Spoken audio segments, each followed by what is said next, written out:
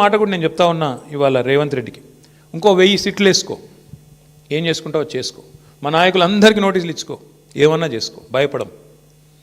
BRS Telangana ప్రజల గుండె చప్పుడు, తెలంగాణ ప్రజల గొంతు బీఆర్ఎస్, తెలంగాణ ప్రజల బలం గలం, తెలంగాణ దళం కేసీఆర్ బృందం బీఆర్ఎస్. మేము ఎవ్వరికి భయపడం, బరాబర్ కొట్లాడతాం.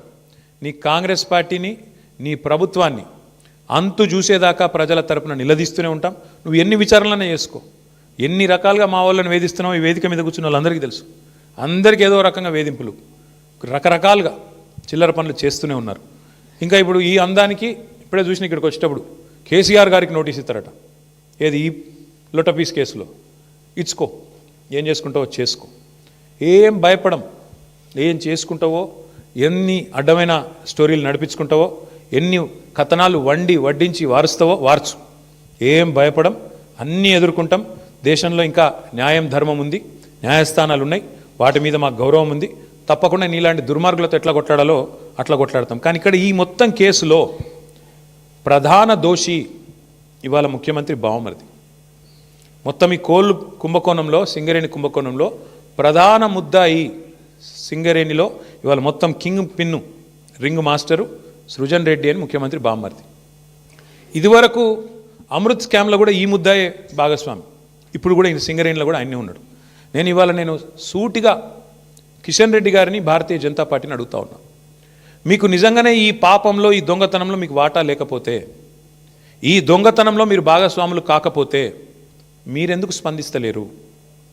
సింగరేణి అంటేనే ప్రభుత్వ రంగ సంస్థ, 51% రాష్ట్ర ప్రభుత్వానిది, 49% కేంద్ర ప్రభుత్వానికి వాటా. మరి మీకు ఇలా వాటా లేదా? మీరు ఏ రకంగా ఇట్లా ఓపెన్గా మొత్తం భారతదేశంలో ఎక్కడన్నా ఎక్సెస్ టెండర్లు అవుతున్నాయండి? కోల్ బ్లాక్స్లో ఎక్కడన్నా, కోల్ ఇండియా ఆధ్వర్యంలో జరుగుతున్న ఎక్కడన్నా టెండర్లలో 7%, 12% ఎక్సెస్ పోతున్నాయా?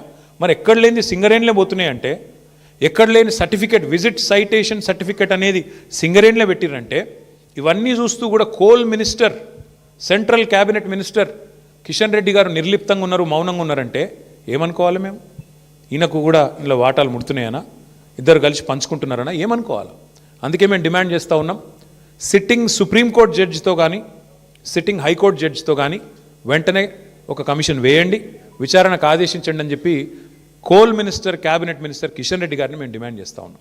మీరు కేంద్ర ప్రభుత్వంలో ఉన్నారు కాబట్టి మీరు రాయొచ్చు డైరెక్ట్గా లెటర్, మీరు రాయండి, సుప్రీంకోర్టుకు రాయండి, సీజేకి రాసి ఇట్లా కుంభకోణం జరిగింది సింగరేణిలో, అక్కడ సెంట్రల్ గవర్నమెంట్ వాటా 49% ఉన్నది, ఇలా సింగరేణిని ఇష్టం వచ్చినట్టుగా దుర్మార్గంగా కొంతమంది చెరబట్టినారు, వెంటనే ఇందులో లోతుపాతులు చూడాలని చెప్పి ఈ సైటేషన్ సర్టిఫికేట్ ఎందుకు పెట్టినారు? ఇదివరకు మైనస్లో పోయిన టెండర్లు ప్లస్లకు ఎందుకు వచ్చినాయి? అలా సడన్గా ఇదివరకు అడ్రస్ లేని సృజన్ రెడ్డికి కాంట్రాక్ట్లు ఎట్లు వస్తున్నాయి? ఇవన్నీ బయటపడాలంటే, దొంగలు దొరకాలంటే సిట్టింగ్ జడ్జితో, సుప్రీంకోర్టు సిట్టింగ్ జడ్జితో న్యాయ విచారణ జరగాలి అని మేము డిమాండ్ చేస్తూ ఉన్నాం మా పార్టీ తరఫున. అట్లాగే ఇవాళ రాష్ట్రంలో పరిస్థితులు నాకంటే బాగా మీకు తెలుసు. ఏ ఒక్క వర్గం కూడా పేపర్ తీస్తే ఏ ఒక్క వర్గం కూడా సంతోషంగా లేదు. ఎక్కడ వాళ్ళు అక్కడ రైతులు రైతు బంధు కోసం ఎదురు చూస్తూ ఉన్నారు. సంక్రాంతి పోయింది, నాట్లేసే టైం అయిపోయింది, ఇవాళ ఎన్నికలు లేవు కదా పంచాయతీలలో, అందుకే రైతు బంధు లేదు. ఇవాళ మళ్ళీ చీరలు వచ్చే కార్యక్రమం స్టార్ట్ చేసారట పట్టణాలలో. అంటే ఓట్లు తప్ప, రాజకీయ యావ తప్ప నీకు వేరే ఏది కూడా పట్టి లేదు. నేను ఇంకోటి అడుగుతున్నా, మేము 1000 సీట్లు ఎదుర్కొంటాం, 1000 ఎన్ని వేస్తావో 1000. కానీ నేను రేవంత్ రెడ్డిని నేను అడుగుతున్నా, మరి మీ సంగతి ఏంది? మీ దండుపాలెం ముఠా, మీ అలీబాబా అరడజన్ దొంగల సంగతి ఏంది? మీ రెవెన్యూ మినిస్టర్ పొంగులేటి శ్రీనివాసరెడ్డి, ఆయన కొడుకు, రెవెన్యూ మినిస్టర్ కొడుకు 100 మంది గుండగాలను వేసుకొని ప్రైవేటు వ్యక్తుల భూములో జొరబడుతున్నాడు. దాని మీద ఏవా సిట్టు? దాని మీద ఉండదా విచారణ? అంటే ఇష్టం వచ్చినట్టు రెవెన్యూ మంత్రి కొడుకు పోయి భూములు కొల్లగొడుతుంటే, ప్రైవేట్ వ్యక్తుల భూముల్లోకి పోయి బౌన్సర్లతో పోయి దాడులు చేస్తుంటే సిట్టులు పిట్టులు ఎడదచ్చినాయి, ఎందుకేయవు? అట్లాగే అడుగుతున్నా నేను, మీ సన్నిహిత అనుచరుడు రోహిన్ రెడ్డి పారిశ్రామికవేత్త తలకు తుపాకీ పెట్టిండు అని నేను చెప్పుడు కాదు, మీరు చెప్పుడు కాదు, మీడియా చెప్పుడు కాదు, మంత్రి గారి కుమార్తె చెప్పింది, మీ క్యాబినెట్లో ఉన్న మంత్రి గారి కుమార్తె చెప్పింది. మరి దాని మీద ఏవా సిట్టు? మంత్రి గారి ఓఎస్డీ తప్పు చేసిండా? తుపాకీ ఎవడు తలకు పెట్టిండు? మంత్రి గారు ఓఎస్డీ పెట్టిండా, లేకపోతే సీఎం బ్రదర్ లాంటి రోహిన్ రెడ్డి పెట్టిండా? దాని మీద ఉండదా సిట్టు? అట్లాగే నిన్నగాక మొన్న ఏఐసిసి సెక్రటరీ 8 కోట్ల రూపాయలు ఇవ్వాలి, ఇవ్వకపోతే నీ కాంట్రాక్ట్ ఆపేస్తా అని చెప్పి కాంట్రాక్టర్ని బెదిరిస్తే ఆయన పోయి పోలీస్ స్టేషన్లో కంప్లైంట్ ఇచ్చిండు. భ్రమరాంబిక అనేది ఉంది ఏజెన్సీ, అలంపూర్ భ్రమరా. మరి దాని మీద ఉండదా సిట్టు? దాని మీద వస్తలేదా నీ చేయిలు? అట్లాగే నీ బామ్మర్ది మీద వేస్తావా సిట్టు? అంటే ఇక సిట్టులు పిట్టులు ఈ డ్రామాలు ఓన్లీ బీఆర్ఎస్ని టార్గెట్ చేసుకుంటేనే వేయాలి. బీజేపీని ముట్టవు, మీ కాంగ్రెస్ వాళ్ళను అసలు ఇన్ని కుంభకోణాలు డైరెక్ట్గా బహిరంగంగా బద్దలవుతుంటే దాని మీద సిట్లు ఉండవా?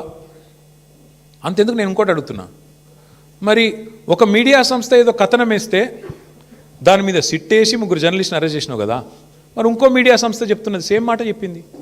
ఇంకో మీడియా సంస్థ అయితే ఇంకా దారుణంగా మాట్లాడింది. బట్టి విక్రమార్కనే ఇలా పాత్ర పోషించిండు, ఆయననే మొత్తం టెండర్లు రిగ్ చేసిండు నైనిలా అని ఓపెన్గా ఒక మీడియా సంస్థ రాసింది. మరి వాళ్ళ మీద ఎందుకో ఉండదు యాక్షన్, వాళ్ళ మీద ఉండదా సిట్టు? అంటే పగబడితే కూడా ఓన్లీ తెలంగాణ జర్నలిస్టులను పగబట్టాలా? ఓ 2 బీసీ బిడ్డలు మేము, ఈయనకు కూడా ఇలా వాటాలు ముడుతున్నాయనా, 2 కలిసి పంచుకుంటున్నారనా ఏమనుకోవాలి? అందుకే మేము డిమాండ్ చేస్తూ ఉన్నాం, సిట్టింగ్ సుప్రీంకోర్టు జడ్జితో కానీ సిట్టింగ్ హైకోర్టు జడ్జితో కానీ వెంటనే ఒక కమిషన్ వేయండి, విచారణకు ఆదేశించండి అని చెప్పి coal minister, cabinet minister Kishan Reddy గారిని మేము డిమాండ్ చేస్తూ ఉన్నాం.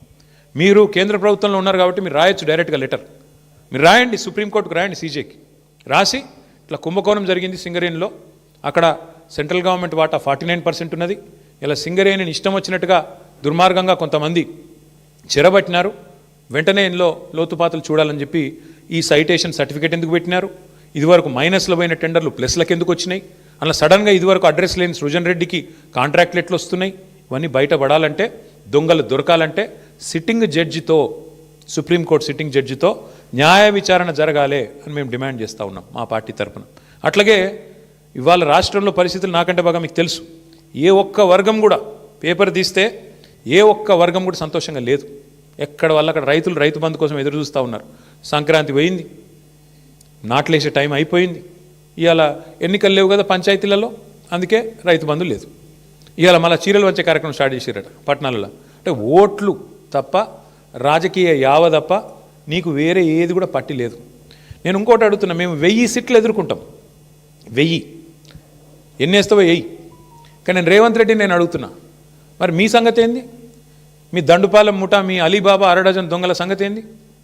మీ రెవెన్యూ మినిస్టర్ పొంగులేటి శ్రీనివాసరెడ్డి, ఆయన కొడుకు, రెవెన్యూ మినిస్టర్ కొడుకు 100 మంది గుండగాలను వేసుకొని ప్రైవేటు వ్యక్తుల భూముల్లో జొరబడుతున్నాడు. దాని మీద ఏవా సిట్టు? దాని మీద ఉండదా విచారణ? అంటే ఇష్టం వచ్చినట్టు రెవెన్యూ మంత్రి కొడుకు పోయి భూములు కొల్లగొడుతుంటే, ప్రైవేట్ వ్యక్తుల భూముల్లోకి పోయి బౌన్సర్లతో పోయి దాడులు చేస్తుంటే సిట్టులు పిట్టులు ఎడదచ్చినాయి, ఎందుకేయవు? అట్లాగే అడుగుతున్నా నేను, మీ మీ మీ సన్నిహిత అనుచరుడు రోహిన్ రెడ్డి పారిశ్రామికవేత్త తలకు తుపాకీ పెట్టిండు అని నేను చెప్పుడు కాదు, మీరు చెప్పుడు కాదు, మీడియా చెప్పుడు కాదు, మంత్రి గారి కుమార్తె చెప్పింది, మీ క్యాబినెట్లో ఉన్న మంత్రి గారి కుమార్తె చెప్పింది. మరి దాని మీద ఏవా సిట్టు? మంత్రి గారి ఓఎస్డీ తప్పు చేసిండా? తుపాకీ ఎవడు తలకు పెట్టిండు? మంత్రి గారు ఓఎస్డీ పెట్టిండా, లేకపోతే సీఎం బ్రదర్ లాంటి రోహిన్ రెడ్డి పెట్టిండా? దాని మీద ఉండదా సిట్టు? అట్లాగే నిన్నగాక మొన్న ఏఐసిసి సెక్రటరీ 8 కోట్ల రూపాయలు ఇవ్వకపోతే నీ కాంట్రాక్ట్ ఆపేస్తా అని చెప్పి కాంట్రాక్టర్ని బెదిరిస్తే ఆయన పోయి పోలీస్ స్టేషన్లో కంప్లైంట్ ఇచ్చిండు. భ్రమరాంబిక అనేది ఉంది ఏజెన్సీ, అలంపూర్ భ్రమరా. మరి దాని మీద ఉండదా సిట్టు? దాని మీద వస్తలేదా నీ చేయిలు? అట్లాగే నీ బామ్మర్ది మీద వేస్తావా సిట్టు? అంటే ఇక సిట్టులు పిట్టులు ఈ డ్రామాలు ఓన్లీ బీఆర్ఎస్ని టార్గెట్ చేసుకుంటేనే వేయాలి. బీజేపీని ముట్టవు, మీ కాంగ్రెస్ వాళ్ళను అసలు ఇన్ని కుంభకోణాలు డైరెక్ట్గా బహిరంగంగా బద్దలవుతుంటే దాని మీద సిట్లు ఉండవా? అంతెందుకు నేను ఇంకోటి అడుగుతున్నా, మరి ఒక మీడియా సంస్థ ఏదో కథనం వేస్తే దాని మీద సిట్టేసి 3 జర్నలిస్ట్ని అరెస్ట్ చేసినావు కదా, మరి ఇంకో మీడియా సంస్థ చెప్తున్నది సేమ్ మాట చెప్పింది. ఇంకో మీడియా సంస్థ అయితే ఇంకా దారుణంగా మాట్లాడింది. బట్టి విక్రమార్కనే ఇలా పాత్ర పోషించిండు, ఆయననే మొత్తం టెండర్లు రిగ్ చేసిండు నైనిలా అని ఓపెన్గా ఒక మీడియా సంస్థ రాసింది. మరి వాళ్ళ మీద ఎందుకో ఉండదు యాక్షన్, వాళ్ళ మీద ఉండదా సిట్టు? అంటే పగబడితే కూడా ఓన్లీ తెలంగాణ జర్నలిస్టులను పగబట్టాలా? ఓ 2 బీసీ బిడ్డలు, ఒక ఎస్సీ బిడ్డ, 3 జర్నలిస్టులు, వాళ్ళని మాత్రం లోపలేయాలా? యాజమాన్యాలను ముట్టవు, నీకు ఆ ధైర్యం లేదు. వాళ్ళని మాత్రం ఎవరైతే అసలు దొంగలు ఉన్నారో వాళ్ళని ముట్టుకునే ధైర్యం లేదు నీకు. ఇవన్నీ ప్రజలు చూస్తలేరు అనుకుంటున్నావా? నేను ఒకటే అంటా ఉన్నా, నువ్వు ఏమన్నా చేసుకో రేవంత్ రెడ్డి, ఒకటి మాత్రం పక్కా, నిన్ను మాత్రం వదిలిపెట్టం.